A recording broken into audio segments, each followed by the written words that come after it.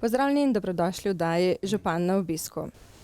Občina Zagorje ob Savi avgusta praznuje svoj praznik, zato smo v studio povabili župana občine Zagorje ob Savi, gospoda Matjaža Švagana. Lepo pozdravljeni. Lepo pozdravljeni, pozdrav vašim gledalkam in gledalcem in hvala za vaše povabilo. Hvala. Pregleva najprej vaš začetek tega zadnjega mandata. Od novembra do zdaj ste imeli 6 rednih sej, tudi izredna je bila vmes, nekaj dopisnih. Kako pravzaprav ocenjujete delo tega občinskega sveta, tega sestava? Kako sodelujete, kje so tiste teme, v katerih se najbolj skupaj najdete, kje se povezujete, kje pa so morda kakšni takšni trdi orehi, ki jih še trete skupaj? Ja, delo lahko ocenim zelo odlično, kljub včasih močni opoziciji, kar je izredno pozitivno za delovanje mene kot župana in kot stranke Zagorje gre naprej kot večine. Kajti najhujše je, če zaradi zmage, ker naenkrat misliš, da lahko absolutno obvladuješ celotno Zagorsko dolino. V Zagorju je ravno nasprotno, že vrsto mandatov imamo večino, vendar pa se usklajujemo in skušamo uskladiti z vsemi strankami in vse te seje so bile konstruktivne, na mestu, včasih zelo udarne, ampak vedno moram reči, vse razprave so bile usmerjene k boljšemu delovanju in pa tudi razvoju občine Zagorje ob Savi, tako da gre zahvala vsem političnim strankam, kajti po volitvah vemo, da v narekovajih postanemo prijatelji, seveda vsak s svojim načinom dela, že s pripravami za naslednje lokalne volitve, kar je sestavni del demokracije. Jaz to cenim, spoštujem in večinoma sklepov je bilo sprejetih kar z večino članic in članov občinskega sveta. Nikoli ni bilo preglasovanje stranke Zagorje gre naprej proti ostalim strankam, ampak smo vedno iskali kompromis pred sejo ali med sejo in tudi stvari korigirali, kajti mislim, da opozicija ima velikokrat prav, jaz to akceptiram in tudi sprejemam. Državnozborske volitve so vam na nek način vzele direktorja občinske uprave. Že od lani je v.d. direktor Matej Drobež. Kaj je tisto, kar pričakujete od direktorja, ki bo sedel na mesto direktorja? Oziroma, kako je s tem, kdaj pričakujete, da bo prišel od tega? Ja, Matej Drobež je takoj prevzel mojo pobudo, da postane vršilec dolžnosti po odhodu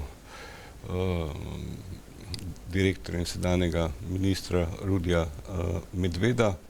Imeli smo razpis, vendar na koncu je bila odločitev, da še po zakonu za pol leta podaljšam mandat Mateju Drobežu, ki je zelo uspešen, kvaliteten sodelavec, obvladuje sceno na področju evropskih sredstev, razvoja Zagorske doline, ima vizijo in je prav, da takšen ostane v moji ekipi.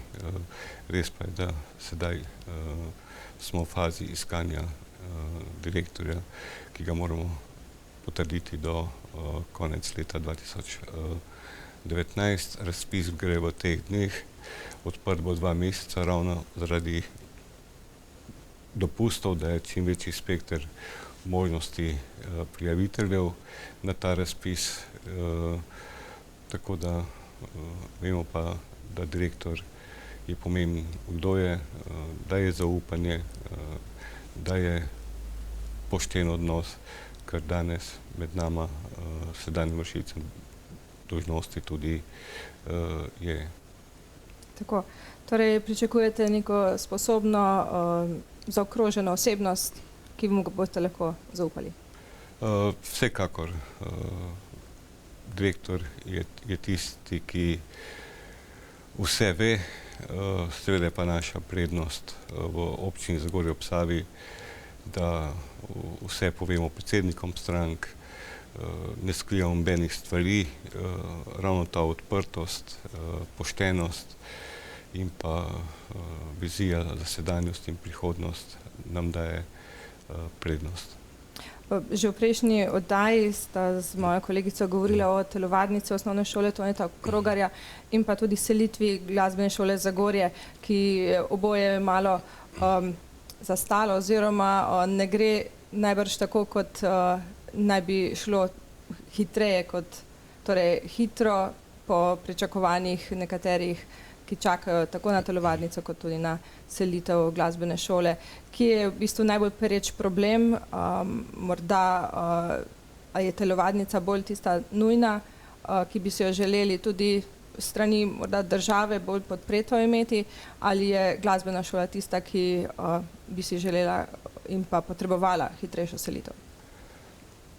Državi je vseeno, kajti ne namenja sredstev za glasbeno šolo, ne namenja sredstev za predšolsko vzgojo, za investicije, ne namenja sredstev za osnovnošolsko vzgojo. Imam neuradne informacije, da tudi v letu 2020-2021 sredstev ne bo, kar je meni nerazumljivo, nepojemljivo, ampak to je debata za kakšno drugo oddajo. Moram reči, da pri razpisu za Krogarjevo šolo sem doživel osebno ali celotna Zagorska dolina kar velik padec. Mi smo imeli projektantski predračun okrog 5 milijonov evrov, s tem, da bi šli 100% z lastnimi sredstvi, ravno zaradi odnosa države do lokalne skupnosti, tudi iz naslova povprečnine, ker gre večinoma za plače v javni sektor, od vrtca in ostalih inštitucij, kar se je sindikat izboril in seveda nimam nič proti temu, imam pa proti temu, da lokalne skupnosti nimajo za investicije, kar bi nujno bilo potrebno tudi na podlagi zakona, ki opredeljuje povprečnino. Vemo, da smo kar okrog 12 milijonov evrov manj dobili v zadnjih mandatih, kot bi morali po zakonu. Razpis, ki je bil, smo dobili ponudbe, 4 ponudbe. Povprečna ponudba je bila okrog 50% večja od projektantskega predračuna, ne ravno iz naslova samo glavnih izvajalcev, tudi podizvajalcev. Vemo, da cene gredo v nebo v slovenskem prostoru, da je malo izvajalcev, vsi, ki pa se lahko prijavijo na takšne razpise, imajo pa škarje in platno. Tako da moram reči, da to je en velik padec, ampak iz vsakega padca, kot vedno poudarjam, moraš narediti vzpon. Mi že intenzivno iščemo varianto B, ne računamo na pomoč države, kot sem omenil uvodoma, tako da obljubo, ki smo jo dali, seveda pa v drugačnem obsegu, z drugačno vizijo, ampak ta šola je še edina, ki je v slabem stanju in je nujno potrebno obnoviti, dati novo svežino, energijo. Večinoma in vsi so podprli to moje razmišljanje. Lahko bi šli tudi v avanturo in rekli, gremo pa to graditi, vendar moja odgovornost kot župana je, da tudi ko zaključim mandat, da nimam občino prezadolženo, kot so znane nekatere zgodbe v slovenskem prostoru, ko so občine pred bankrotom. Imamo še ogromno evropskih projektov, ki bo potrebno sofinanciranje, da ne govorim o neuri, ki moramo dodatna sredstva namenjati. Seveda pa smo uspešni pri sredstvih državnih, evropskih, ki pa so strogo namenska, ki jih ne moreš preusmeriti nekam drugam kot nekateri preko omrežij govorijo, zakaj je to, zakaj ne ona stvar, ampak kakšna stvar je res mogoče za koga odveč, ampak smo uspešni in tudi podiramo rekorde na področju pridobivanja sredstev. Tako da šola je res en velik udarec zame kot župana, ker smo obljubil, ampak kot sem rekel, še enkrat ponavljam, iščemo varianto B in jo bomo tudi izpeljali v tem mandatu. Mislili smo resno, ampak kot sem rekel, jaz ne bom med tistimi, ki bom grobar občinskega proračuna, da bi bil poznan potem po vseh uspehih, da sem proračun dobesedno za nekaj mandatov zaradi šole zaključil. En dan si v svoje luči, potem pa nosiš breme. Za glasbeno šolo pa smo se prijavili na razpis Ministrstva za infrastrukturo za sanacijo energetsko tega objekta, prav tako objekta Proletarca. Čakamo rezultate in upamo, da bomo uspešni in tudi to izpeljali. Tako, v kakšni višini pa bo ta razpis, če tako deležno pogledava? Koliko boste dobili sredstev z razpisom, če bo uspešen, koliko pa še vseeno lastnih sredstev za glasbeno šolo? Po dogodku Krogerjeve šole moram reči, da to, kar sem je naredil prvič v vseh teh mandatih, da nisem več tisti, ki bi lahko ocenjeval, kakšen bo ta delež, ker jaz sem prepričan, sprostilo se bo več 100 milijonov sredstev z področja evropskih sredstev za celotno Slovenijo in tudi tukaj sem pa prepričan, da bodo cene šle še 20 ali več procentov navzgor in tudi kdor individualno kaj ureja, lahko vidi, da prvo je težko dobiti izvajalca, da pa ne govorim sploh o ponudnikih, seveda o ponudnikih za uradnim računom. Tako. Cestna infrastruktura skozi Zagorsko dolino se je tudi urejala, kateri so tisti projekti, ki so že uspešno zaključeni, kateri so v delu oziroma v krajšem planu. No, v lanskem letu smo zaključili podkom Sopota, želeli smo odpreti že v mesecu septembru. Žal še ni bil tehnični pregled opravljen zaradi veliko investicij, ki so bile na področju celotne Slovenije. Tako da računamo, da bi letos to otvoritev naredili. Zelo pomembna investicija je vpadnica Roardi. V tem mandatu imam želje, da tudi uredimo Farčnikovo kolonijo oziroma to glavno povezovalno cesto do Rondoja, ker je to še edina neurejena trasa. Ne gre samo za preplastitev, ampak tudi za kompletno urejene infrastrukture, tako da je ta vpadnica Roardi res enkratni objekt. Potem tudi vpadnica oziroma z novimi parkirišči Kolodvorske ceste, ki smo jim dali tudi nekaj svežine z novimi drevesi. Tudi v naslednjih dneh nas čaka še prijetno presenečenje. Veliko je vprašanj, zakaj ni več prehoda skozi most iz železniške postaje. Ta most je od družbe IGM. Oni so odgovorni in so ga zaprli zaradi varnosti in zato je ta most zaprt. Ni ga zaprla občina, ampak gre zgolj za varnost ljudi in mi ne moramo posegati v tujo lastnino. Prav tako je tukaj semafor, no sedaj pa gremo s projektom tudi, da skušamo v tem mandatu in moramo urediti cesto skozi Kisovec, prav tako z 2 rondojema na začetku in koncu in pa za kompletno infrastrukturo prihodi. Ampak kot sem rekel, vse zavisi od državnega proračuna, pri vseh teh projektih pa tudi občina sofinancira svoj delež od Robnika pa celotnega pločnika in celotne infrastrukture, ampak zaenkrat smo tukaj uspešni na tem področju. Tako, že omenili ste, da je Mogoče se opravičujem, Kar izvolite. pozabil sem pomemben projekt, že več kot 3 mandate se borimo za prehod na Mlinšah, tako da končno dobiva svojo podobo in pa tudi cesta od Čebelice oziroma nekaj 100 metrov više odseka proti Kolovratu pa do gostilni Videgar, nekaj 100 metrov niže, je tudi regionalna cesta, to je skoraj investicija 1 milijon evrov, večinoma je državnega denarja in pa tudi sofinanciranje pri prehodu za pešce za semaforjem na tipko, ker so to krajani že zahtevali vrsto let, veliko je bilo birokratskih ovir, tudi to je pomembna pridobitev, tako da je tukaj res več milijonov evrov, ki smo jih pridobili, seveda pa tudi zagotovili lastni delež. Tako, da bodo lahko varno se vključevali tako pešci, kot tudi avtomobili na cesto.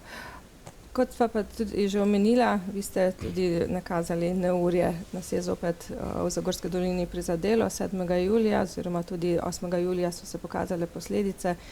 Kje so tisti najhujši punkti oziroma najhujše točke, ki so se pokazale, kje je tista najbolj nujna zadeva oziroma najhujši problem, ki ga je treba rešiti, oziroma bi si želeli, da bi bila tudi država pri tem poslušna oziroma bi hitreje priskočila na pomoč?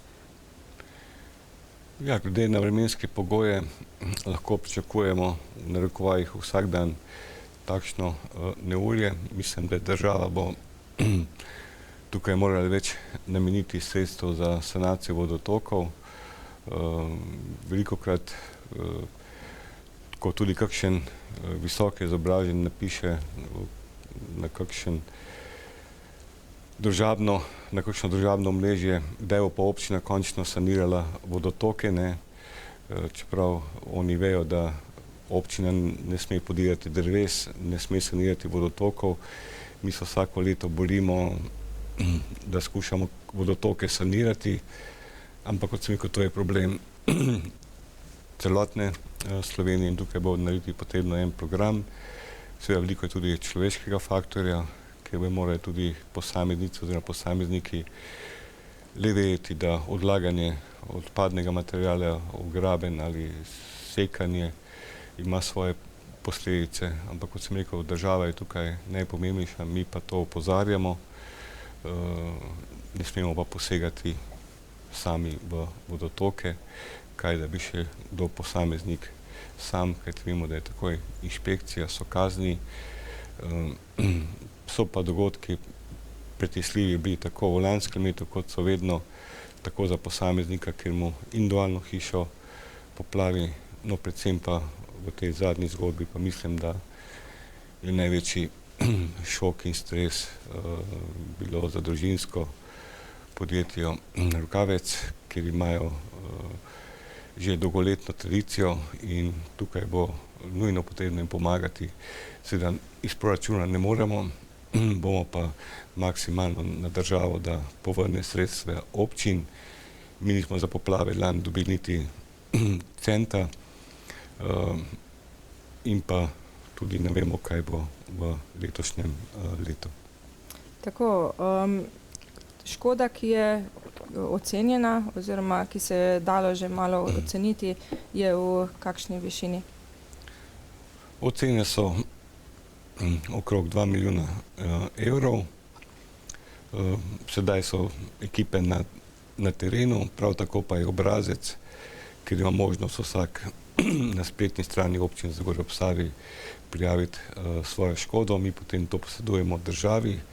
Seveda država pravi, na prvem mestu so zavarovalnice, potem je država, no občina pa tukaj ne more tudi zaradi računskega sodišča, revizije, da bi posameznikom delila denar. Seveda se pa borimo neomajno za naše občanke in občane in za Zagorsko dolino.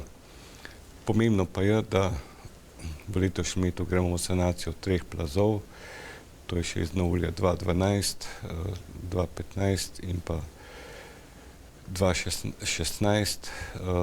To so 3 plazovi v višini 1,4 milijona evrov, s tem, da moramo zopet iz proračuna zagotoviti okrog 30% sredstev, ostalo država, vendar morate vedeti, to je nekaj manj kot pol milijona evrov in če ta denar sprejmeš, moraš zagotoviti svoje sredstva, zmanjkati pa potem za komunalno infrastrukturo, za ceste v občini Zagorje ob Savi. Ampak včasih nam kdo pravi, da smo predobri, preuspešni pri pridobivanju sredstev. Ampak naša odgovornost je tudi za tiste ljudi, kjer vložimo več 100 tisoč evrov, pa rešimo 2-3 hiše, kmetije, kajti ne gledamo na število volivk in volivcev, ampak gledamo na posameznico oziroma posameznika. Tako. V neurju pa vedno priskočijo na pomoč gasilci. Gasilska zveza Zagorje ob Savi letos prevzema, oziroma nekaj jih je bilo že prevzemal, 5 gasilskih vozil. Kaj vam osebno pomeni, da lahko ob takih naravnih nesrečah, požarih in tako dalje, veste, da so gasilci usposobljeni, da imajo ustrezno zaščito, da imajo ustrezno tehnično opremo, ustrezna vozila?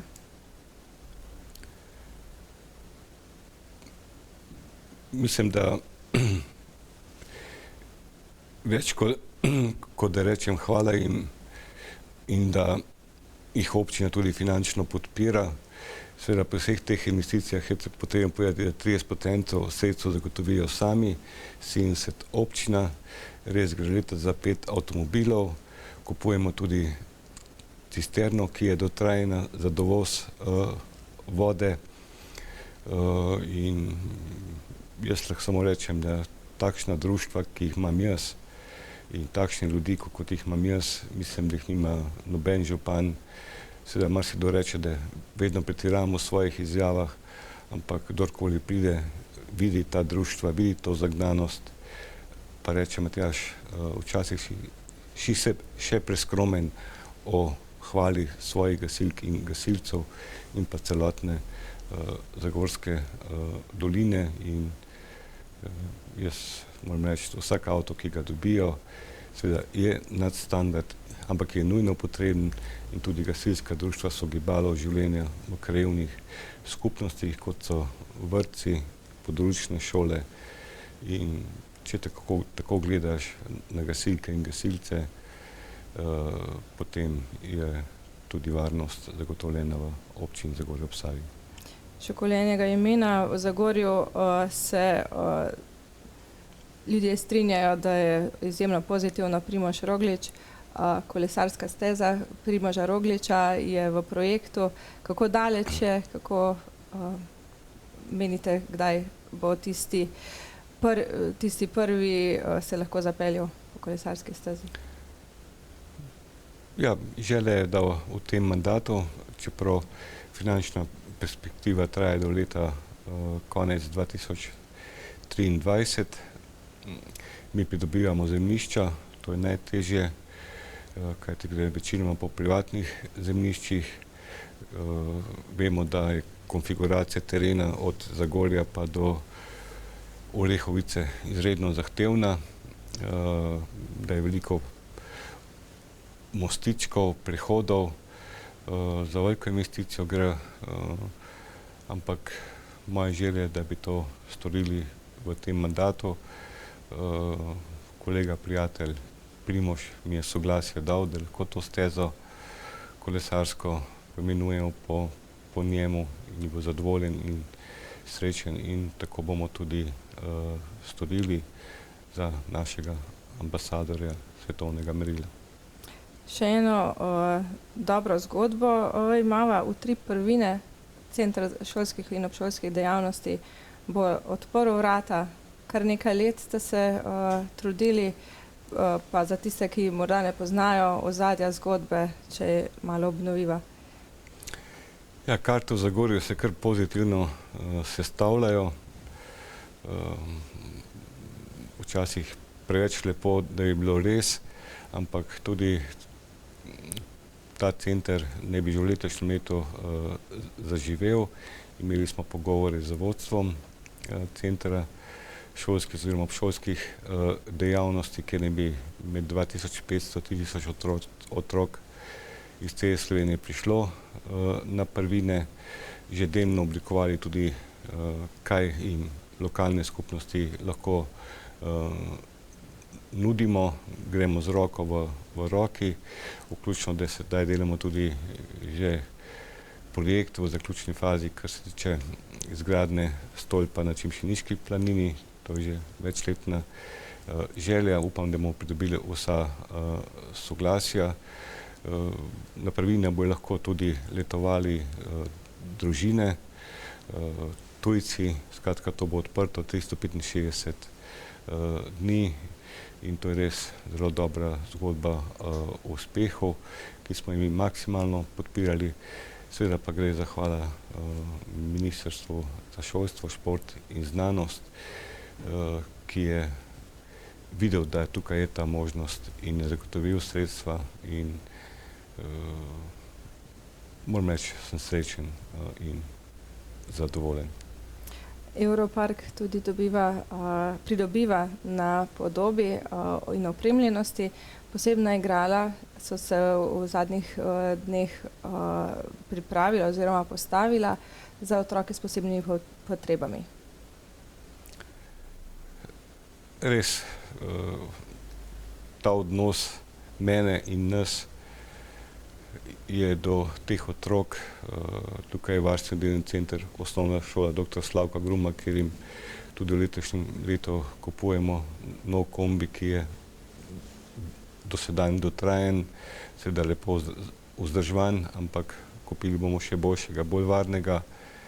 Smo tudi naredili ta igrala, mislim, da to je ena svetla izjema v slovenskem prostoru, kajti večinoma župani gradijo za množice objekte, za nas je pa pomemben tudi posameznik, posameznica in ta nasmeh in ta njihova želja, ki je bila in sreča v njih je tudi sreča v meni. Nekaj manj kot 2000 evrov smo temu namenili in jaz sem vesel in ponosen, da zmoremo to v občini Zagorje ob Savi. Nekaj sva se že dotaknila šolstva, pa naj izkoristim priložnost, ko ste tudi podpredsednik Državnega sveta. Nekaj tednov nazaj nas je vse nekako okupirala tema javnega zasebnega šolstva in sprememb zakonodaje na tem področju oziroma financiranja. Kaj je vaš komentar?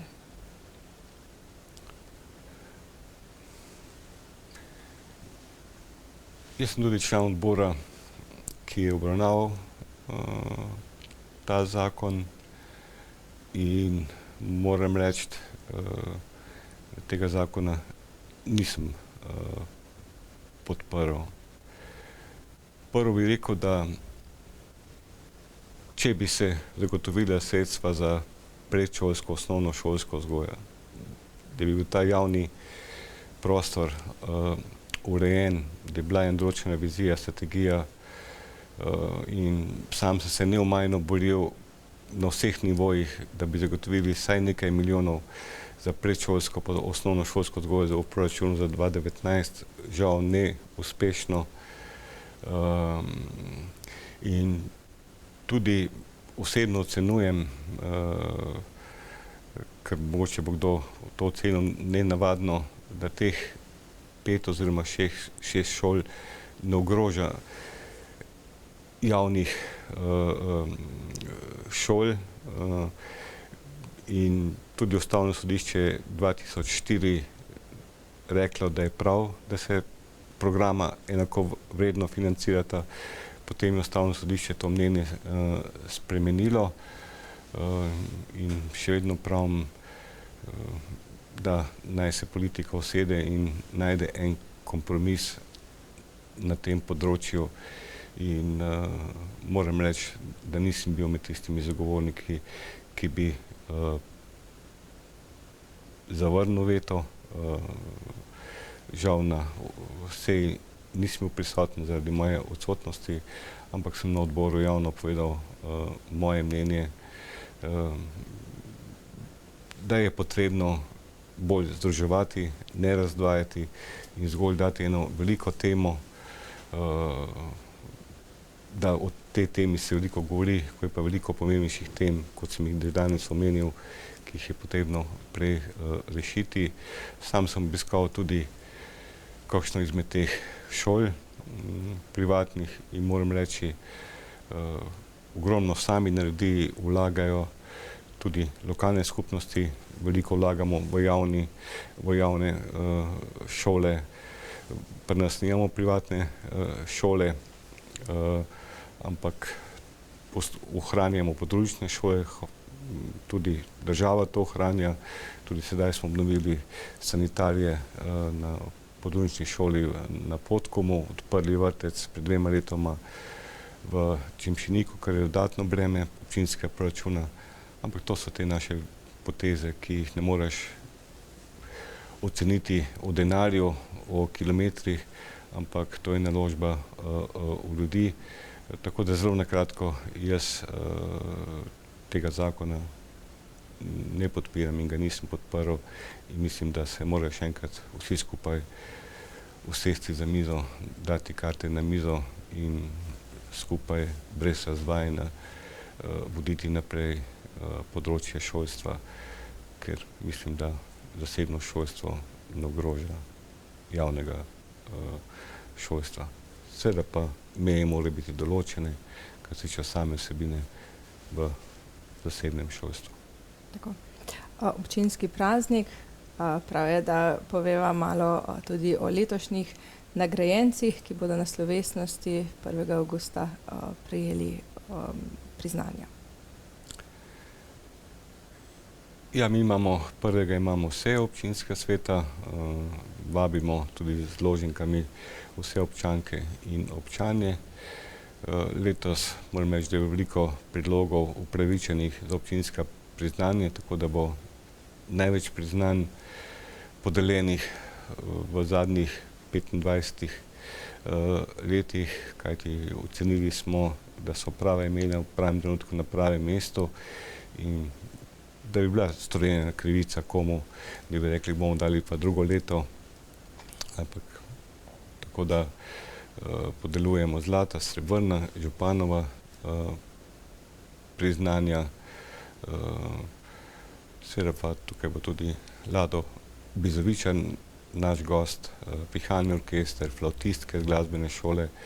Seveda morate pa razumeti, da občina Zagorje praznuje ravno v obdobju, ko je večinoma na dopustu, seveda takrat se jih tudi večinoma vrača, ker je Zagorska noč v Zagorju, tako da se kar veliko turistov iz Hrvaške in drugod vrača v Slovenijo, kot pravijo neuradni podatki, tako da bo prijetna prireditev in so vsi tudi vabljeni. No, potem je v petek noč pred nočjo, kjer bo naš gost Luka Basi pa Jelena Rozga, ogromno prireditev potem tudi v soboto za najmlajše, tek, vzpon na Sveto Goro kolesarski. Jaz moram reči, ves ta program občina ali jaz ne bi mogel narediti sam, ampak celotna zagorska družina diha z občino kot pravno osebo in želimo imeti čim boljši program, tako da se jim tudi zahvaljujem. No, Ole, ki v soboto praznuje tudi potem svojo 30-letnico delovanja, ki bodo nastopali kot zadnji gostje, no ob 10. bo pa prvič v Zagorju in tudi širše v slovenskem prostoru Magnifico nastopil v naši občini. No in pa tudi danes je bil na predstavitvi mlade skupine iz Zagorja, ki se bo prvič predstavila zagorski javnosti na velikem odru in tudi tukaj damo možnost mladim, da čutijo, da ni ta oder samo za druge, ampak tudi za domače nastopajoče. To bo veliko presenečenje, tako da tudi vsi vabljeni. Ob 9. uri oziroma pol 10. bo tudi galama za Radio Aktual, no na tržnici pa Igorini zlati zvoki z dodatno skupino, potem županovi Korneti, ne Švaganovi, ampak županovi, ker tudi ko jaz sem več župan, sem prepričan, tudi naslednji župan bo imel županov Kornet. Tako da se bo dogajalo res tako kot vsako leto. Očitki bodo, ampak veste, stavek, ki ga slišim največkrat: Matjaž, hvala, vidim tiste pevke in pevce, ki jih nikoli v življenju ne bi videl, ali zaradi denarja, ali zaradi tega, ker ne morem na kakšno lokacijo, ker nastopajo, ti pa nam nudiš tisto, kar župani ostali v Sloveniji ne. In to pri meni šteje. Na koncu sem bil izvoljen za to, da dajem ljudem, ne pa da polnim kakšen drug žakelj.